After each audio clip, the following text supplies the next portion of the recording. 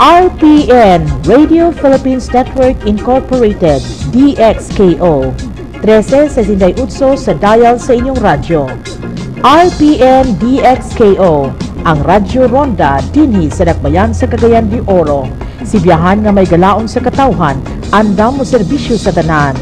Ang RPN DXKO Radyo Ronda sakop sa KBP, kapisanan ng mga broadcaster ng Pilipinas.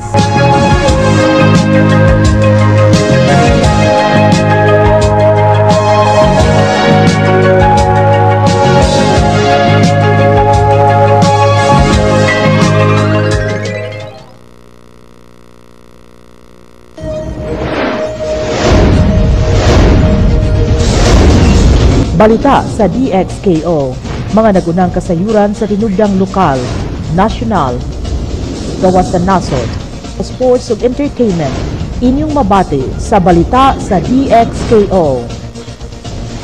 Balita sa DXKO. Ug karon, ania ang inyong tigbalita. Mayong buntag, aniya kini atong balita sa Radyo Ronda. Una sa uluhan sa atong mga balita sa lokal nga tinubdan. Tapos sa hitabong pagpamomba sa Dakbayan sa Cagayan de Oro, bag-ong OIC sa Cagayan de Oro City Police Office mipasalig nga himuon ang tanan mahilayo lamang sa kriminalidad ang Dakbayan. Seguridad sa 5 ka probinsya nga sakop sa amihanang Mindanao gipahugtan. Ikaupat nga hugna sa pag-umento sa suhulan sa mga kawani sa City Hall ng Dakbayan ipatuman sa Enero tuig 2013. Programa pahaom sa paghandom sa sendong tragedy sa Dakbayan himuon ato sa usa ka tuig nga anibersaryo niini sa Disyembre 17. Cagayan de Oro gipasidunggan tungod sa pag-angkon sa highest total number of sponsored program enrollments sa PhilHealth. Samtang sa natad sa negosyo, usa ka American brand sa mga sakyanan nagbukas sa ilang sanga dinhi sa syudad. Sa uban pa mga balita dinhi sa pulo sa Mindanao, Mayor Samuel Go sa Dakbayan sa Pagadian na nawagan sa Department of Justice nga limpyuhan ang iyang ngalan nga nalambigit sa pyramiding scam. Sa natad sa entertainment, sa unang higayon, gilusad ang film festival sa usa ka eskwelahan dinhi sa syudad. Karon sa detalye sa atong mga balita, una sa balitang lokal, bisan dili permanente sa iyang posisyon karon ni Police Superintendent Antonio Montalba ang OIC sa Cagayan de Oro City Police Office, gipasalig nini nga himuon ang tanan mahilayo lamang sa kriminalidad ang Cagayan de Oro.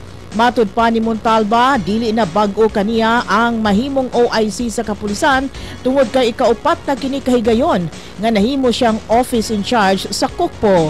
Ang bugtong niyang gipasalig nga himuon ang tanan mahilayo lamang sa kriminalidad ang Cagayan de Oro. Sa pikas bahin sa tinguha nga makunhuran ang kapiot sa dagan sa trafiko truck ban, istriktong ipatuman ning syudad. Gimando ni Mayor Imano sa Roads and Traffic Administration ug sa kapulisan ang striktong pagpatuman niini. Gibaharan ang tanang trailers, cargo trucks, container vans, uban pang dagkong trucks nga kun makasupak sa truck ban ordinance ila kining i-impound. Ginadili ang pagsulod sa mga dagkong sakyanan sa Dakbayan gikan sa alas 7 sa buntag paingon na sa alas 5 sa hapon. Mas gihugtan pa karon sa regional nga PNP ang seguridad sa 5 ka probinsyang sakop niini. Kinidugtong sa pagkapatay sa giingong miyembro sa Jemaah Islamiyah human mahitabong ang enkwentro tali sa militar ug kasundaluhan dito sa Dakbayan sa Marawi, Lanao del Sur, bag-uhay pa lamang. Sa pagkakaroon, gipa-alerto ang PNP Northern Mindanao ilabi na kay ang 7 ka mga kauban sa maong napatay nga GI padayon panggigukod karong mga panahona. Ang GI adunay alyansa sa Al-Qaeda terrorist group nga dugay nang naglihok sa Southeast Asia ug ingon man na usa ang Pilipinas ilabi na ang Mindanao nga giingong nahimong kuta sa nasangpit nga grupo. Dugang pang mga balitang lokal, anaa karon sa floating status ang City Police Director sa Cagayan de Oro City Police Office. Kinitapos na itabo ang pagpamumba sa Barangay Lapasan, din 8 ka mga tao ang nasamdan. Apan matud pa ni PNP Northern Mindanao Director Gil Hitosis, wa pa mahingpit ang pagka-relieve sa iyang katungdanan. Apan tungod kay administratively relieved man ang City Police Director, dili na siya maka-function administratively. Matud pa ni Hitosis, ila pang hukman ni City Mayor Vicente Imano kung ipabilin ba o ipalagpot si Colonel Rosales. Gisugilo ni Rosales nga samtang ilang giila nga usa ka maayong pulis kini siya, apan aduna siya lapses sa pagpugong sa mga insidente susama na lamang sa nahitabong pagpamumba bag-uhay pa lamang. Niadtong Oktubre 11 kon madumduman, laing pagpamumba usab ang nahitabo sa Dakbayan gawas sa nakalabay nga semana. Si Hitosis nagmando kang Rosales sa pagpalapad sa ilang security measure aron kalikayan ang dugang pang insidente, labi na nining nagkaduol nga Pasko og ang eleksyon. Bangko paghihapon ang kapulisan sa pagtumbok kon kinsa ang responsable sa pagpamumba sa Barangay Lapasan sa nakalabayng semana. Matud pa ni Senior Police Officer Napoleon Abadines sa Kugon Police Station, wa pa sila'y tinaw nga saksi kon kinsa ang nagpahimutang sa MK2 fragmentation grenade sa pultahan mismo sa Golden Sun Finance Corporation. Matud pa ni Abadines, nagsugod na sila karon sa pag-imbestigar sa file sa lending firm sa tinguha nga makakuha sila lead sa nasangpit nga hitabo. Dead on the spot, human gituhuang naigo sa iyang kasing-kasing ang usa ka security guard, human gipusil sa mga tulisan sa usa ka convenience store nga nahimutang sa Xavier Square, Mastersons Avenue sa Upper Balulang ning Dakbayan. Giingong misukol sa duha ka mga tulisan si Quelcy Joey Graffy, 26 anyos, taga Phase 4 Kanituan, og security guard sa Right Stop Convenience Store nga nahimutang sa Xavier Square. Alas 12:45 sa kaadlawon kagahapon na hitabo ang insidente. Ang mga tulisan na nagbonet og kalit nga miilog sa pistola sa gwardya. Yang nailog ang armas, gipusil ang gwardya sa iyang kasing-kasing. Nakuha ang kwarta sa kaha sa mong tindahan ug di pa matino kon pila ang kantidad sa maong nadagit nga kwarta sumapas kahira. Apil sa nakuha sa mga putulisan ang upat ka cellphone o handheld radio nga nakasakay sa motorsiklo. Ang mga tulisan ug padayon pang imbestigahan ang nasangpit nga kaso. Ang biktima naagihaya sa Bolyosos Funeral Parlor sa Barangay Bulwa ning Dakbayan.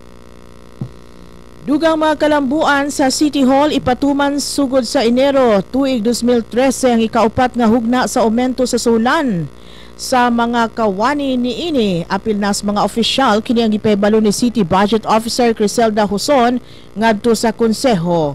Matud pa ni Huson nga nasukip na sa 2013 executive budget nga gisumiti ni Mayor Imano ang mga aumento sa sulan sa matag departamento sa City Hall. Kini nga nagrepresentar sa ikaupat o katapusang hugna sa pagpatuman sa aumento sa sulan, subay kini sa Salary Standardization Law ubos sa Republic Act 6758. Sa gimugnang Committee of the Whole sa Konseho, giuyunan in principle ang Certified Statement of Income sa Dakbayan sa sunod tuig nga mobalor sa 1.98 bilyones ka pesos. Sa Disyembre 17, handumon sa syudad sa Cagayan de Oro ang nahitabong trahedya sa Typhoon Sendong. Apan kini ubanan sa paglaom og pagpasalamat. Usa ka committee ang gimugna aron sa pag-andam og pagpatuman sa programa nga mohaom sa maong commemoration rights. Sa iyang executive order, ang mayor mitumbok sa panginahanglan sa Dakbayan sa pagpakita og pagpasalamat sa kinabuhi. Apil na ang paglaom sa mga nahabilin tapos gikuso-kuso sa mapait nga kasinatian. Matud pa sa mayor, ang dalan sa recovery o rehabilitation sa Dakbayan hataas pa nga baktason. Apan ang syudad malampusong nakabangon pinaagi sa tabang sa mga katauhan sa Dakbayan, apil na sa ubang kanasuran sa gobyerno, individual o apil na ang mga organisasyon. Ato sa moong programa kini magdala sa tema nga Remembrance, Reflection, and Celebration of Life, Looking and Moving Ever Forward. Dugang pang mga balitang lokal, dakbayan sa Cagayan de Oro gipasidunggan tungod sa pag-angkon sa highest total number of sponsored program enrollment sa PhilHealth gikan kini sa 2009 paingon sa 2011. Mismo si PhilHealth 10 Regional Vice President Dato Masiding Alonto ang mituno sa Special Recognition Award. Sa maong pasidungog gikalipay kini sa mga opisyal sa dakbayan nga diin matud pa nagpamatuod lamang sa tiunay nga paningkamot pagtabang sa mga kabos. Ipasalig ni Mayor Vicente Imano magpadayon ang maong programa sa tinguha nga maserbisyuhan ang panglawas sa mga kabos. Sa aghat ni Kagawad Nadia Imano Elipe, giuyunan karon sa mga sakop sa konseho kung uyunan sa warden sa City Jail nga usab uyunan sa mga binilanggo didto na pagabuhaton sa City Jail ang mga lungon o pagabayaran sa Dakbayan Isip Livelihood Program alang sa mga binilanggo. Kini gilauman nga maghatag kinitaan sa mga pineriso nga makakwarta alang usab sa ilang tagsa-tagsa ka pamilya. Gikatakdang ipalugwa na sa Department of Justice kon DOJ Panel of Prosecutors ang resolusyon sa duha sa 5 kakasong syndicated staffa nga giatubang sa founder sa Razuman Pyramiding Scam nga si Coco Razuman karong si Manaha. Gisugilo ni Chief City Prosecutor Fidel Macauyag nga sa di pa mahuman karong si Manaha adunay resolution na sa maong kaso subay sa mando ni President Benigno Noynoy Aquino III. Matud pa ni Macauyag, dili niya gustong unhan ang panel apan kini ugaling makitaan nga adunay merito ang kaso ni Razuman, mudalikyat sila sa dakbayan aron pakusgan ang kaso ug magpagawas sa warrant of arrest batok kang Razuman ug mga kauban. Madumduman nga una nang misugilon si Macauyag nga subay sa mga investor complainants nagbaton sa 146 ka agents ang Razuman Group, hinungdan nga dili mo menos 20 bilyones ka pesos nga investment capital ang nakuha gikan sa mga biktima. Sa natad sa negosyo dinhi sa dakbayan sa Cagayan de Oro, usa ka American brand sa sakyanan ang nga giproduser sa General Motors nagbukas sa ilang showroom and service center ning dakbayan. Kini mao ang Chevrolet nga ilang dekalidad ug usa sa pinakadako nga nag-apod-apod sa mga salakyan. Ang ilang gibuksan sa Cagayan de Oro mao ikatulo nila nga regional branch sunod sa Iloilo ug Davao nga naglantaw sa pagtanyag sa nagkalainlaing serbisyo sa nagkataas na nga automotive demands. Kini nahimutang sa Kauswagan Highway, Cagayan de Oro City. Sa uban pang mga balita sa silingang dapit dinhi sa pulo sa Mindanao, awhagon matud pa ni Pagadian City Mayor Samuel Co sa Department of Justice nga reviewhon ang ebidensya nga nagtukmod kaniya sa Aman Futures Philippines. Ang Aman mao kini ang nagdala sa dako nga pyramiding scam sa pulo sa Mindanao diin gitukmod sa NBI si Mayor Go nga nalambigit og midagit hangtod sa moabot 12 bilyones ka pesos. Una niini gisugilo ni Justice Secretary Laila de Lima nga angayng tubagon ni Mayor Co ang mga aligasyon o ebidensyang gisubmiti sa mga private complainants. Sa iyang kabahin, matud pa ni Mayor Co, ang ngayang malimpyuhan ang iyang ngalan sa maong issue. Siya nagtuo nga basin na initan lamang siya sa NBI o gusto siyang himuon nga national issue. Sa reklamo nga hawid karon sa Department of Justice, matud pa nakapahimulos og nalambigit sa pyramiding scam si Mayor Co sa dakbayan sa Pagadian.